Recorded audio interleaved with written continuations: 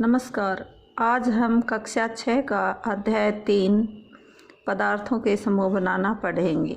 क्रियाकलाप 3 विभिन्न पदार्थ गत्ता, लकड़ी, तांबे का तार, एल्युमिनियम की शीट और चाक के छोटे छोटे टुकड़े एकत्र कीजिए। क्या इनमें से कोई चमकीली दिखाई पड़ती है? चमकीले पदार्थों को एक समूह में पृथक कीजिए। अब जैसे ही आपके शिक्षक प्रत्येक पदार्थ को 2 भागों में काटे, ताज़ा कटे पृष्ठ को ध्यान से देखिए। आपने क्या पाया? इन पदार्थों में कुछ ताज़े कटे पृष्ठ चमकीले। इन वस्तुओं के चमकीले पदार्थों को सम्मिलित कीजिए। क्या आप अन्य पदार्थों में इसी प्रकार की कोई चमक या धुती? ये कटे हुए हैं, ये नया चमक अलग से दिखाई देगा। संभव हो इन्हें काटिए। क्या आप कक्ष में जितने पदार्थों को अलग कर सकते हैं कीजिए तथा धुतीवान धुतीहीन पदार्थों की सूची बनाइए। काटने के स्थान पर आप पदार्थों के पृष्ठों को रेगमाल से रगड़कर भी देख सकते हैं धुतीवान है अथवा नहीं। पदार्थ जिनमें इस प्रकार की धुती होती है वे धातु होते हैं। लोहा, तांबा, एल्युमिनियम तथा सोना धातुओं के उदाहरण है। कुछ धातुएं बहुधा अपनी चमक खो देती है और धुतीहीन निष्प्रभ दिखाई देने लगती है।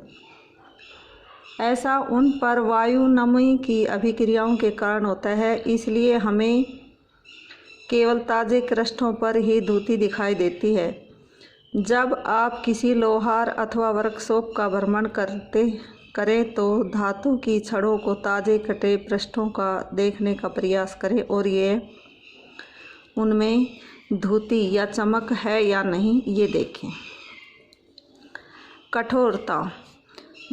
जब आप विभिन्न पदार्थों को अपने हाथों से दबाते हैं तो उनमें कुछ को दबाना, संपीड़ित करना, ऐसे बजाना निम्न कठिन होता है, जबकि कुछ अन्य आसानी से संपीड़ित हो जाते हैं। दांतों की एक चाबी लीजिए। इसमें लकड़ी, एल्युमिनियम, पत्थर का टुकड़ा, कील, मोमबत्ती, चाक, अन्य कोई पदार्थ अथवा वस्तु के पृष्ठों को खरोंचने का प्रयास कीजिए। आप कुछ पदार्थों को आसानी से खरोंच सकते हैं, जबकि कुछ अन्य पदार्थों को इतनी आसानी से नहीं खरोंचा जा सकता। वे जिन्हें आसानी से संपीड़ित किया अथवा खरोंचा जा सकता है कोमल पदार्थ कहलाते हैं, जबकि अन्य पदार्थ जिन्हें संपीड़ित करना कठिन होता है कठोर कहलाते हैं। उदाहरण के लिए रुई स्पंज कोमल है, जबकि लकड़ी कठोर होती है। चौक भी नरम होता है, लोहा कठोर होता है।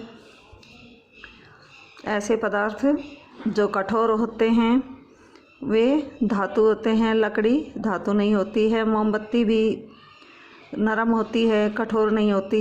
चाक का टुकड़ा ये कोमल पदार्थ होते हैं। रुई जिन्हें संपीड़ित करना आसान होता है। दिखावट में पदार्थों के विभिन्न गुण हो सकते हैं, जैसे चमक, धुती, चमक, कठोरता, रुक्ष, खुरदरा अथवा चिकना होना। क्या आप अन्य गुणों के बारे में सोच सकते हैं जो किसी पदार्थ की दिखावट का वर्णन करते हैं?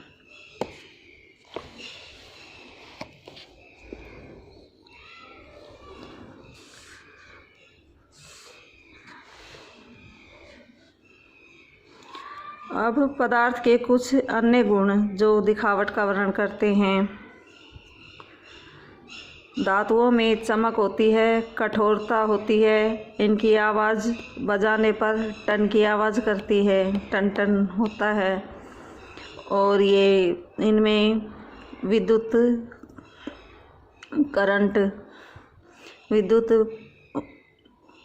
एक स्थान से दूसरे स्थान तक जा सकती है। ऊष्मा के सुचालक होते हैं, गर्म होने पर जलते नहीं हैं। ये धातुओं के गुण हैं। आगे विलय, अविलय, घुलनशील अथवा अघुलनशील। क्रियाकलाप 4 कुछ ठोस पदार्थ जैसे चीनी, नमक, चाक, पाउडर, बालू, रेत, लकड़ी के बुरादे के नमूने एकत्र कीजिए। कांच के गिलास, लीजिए। प्रत्येक गिलास में लगभग 2/3 भाग में जल भरिए। पहले गिलास में कुछ मात्रा में चम्मच भरकर चीनी, दूसरे में नमक तथा इसी प्रकार शेष गिलासों में अन्य पदार्थ मिलाइए। प्रत्येक गिलास की अंतर वस्तु को चम्मच से विलोड़ित कीजिए, यानी उसे धीरे धीरे हिलाइए, स्टिर कीजिए, मिलाइए। इसमें कुछ मिनट तक प्रतीक्षा कीजिए, प्रेक्षण कीजिए और पता लगाइए कि जल में मिलाए गए पदार्थों का क्या होता है। प्रेक्षणों को सारणी 4.3 के दर्शाएं, इसमें नोट करें।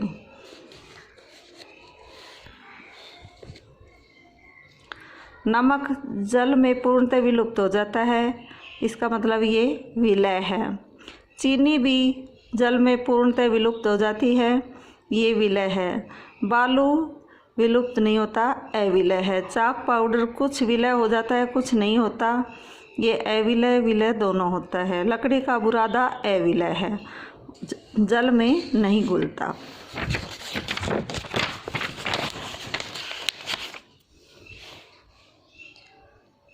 अब आप पाएंगे कि कुछ पदार्थ जल में पूर्णतः लुप्त हो गए हैं, कुछ घुल गए हैं, विलीन हो गए। अतः हम ये देखते हैं कि ये पदार्थ जल में विलय हैं, अन्य जल के साथ मिश्रित नहीं होते तथा काफ़ी समय तक गिलास में विलोड़ित करने पर जल में लुप्त नहीं होते।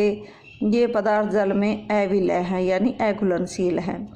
चूँकि जल बहुत से पदार्थों को विलीन कर सकता है, इसलिए हमारे शरीर के प्रकारों में इसकी एक महत्वपूर्ण भूमिका है। क्या द्रव भी जल में विलीन हो जाते हैं? आइए पढ़ें। क्रियाकलाप 5। ये कुछ ऐसे कठोर पदार्थ हैं जो जल में घुलनशील हैं या नहीं हैं। अब हम द्रव का पता लगाएंगे कि जो जल में घुलनशील है अथवा नहीं है। सिरका, नींबू का रस, सरसों का तेल अथवा नारियल का तेल, मिट्टी का तेल, अन्य किसी द्रव के नमूने एकत्र कीजिए। कांच का एक गिलास लीजिए, इसे आधा जल से भरिए। अब इसमें चम्मच भरकर कोई द्रव मिलाइए, भली भांति विलोड़ित कीजिए। इसे 5 मिनट के लिए छोड़ दीजिए। प्रेक्षण कीजिए कि क्या यह द्रव जल के साथ मिश्रित हो जाता है। कुछ जल भली भांति मिश्रित हो जाती हैं।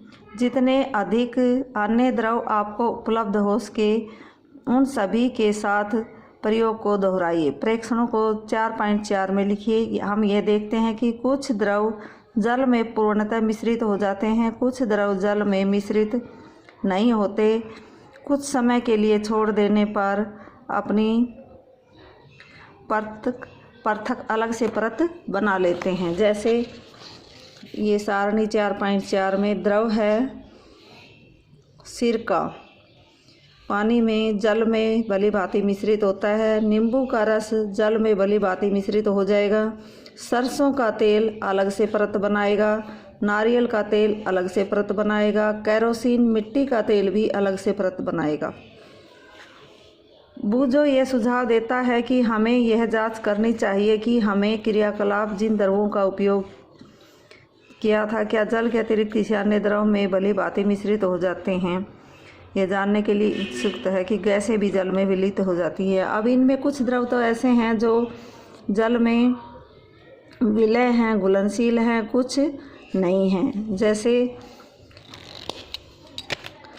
नींबू का रस विलय, सरसों का तेल अविलय, नारियल का तेल अविलय, केरोसिन, मिट्टी का तेल अविलय है।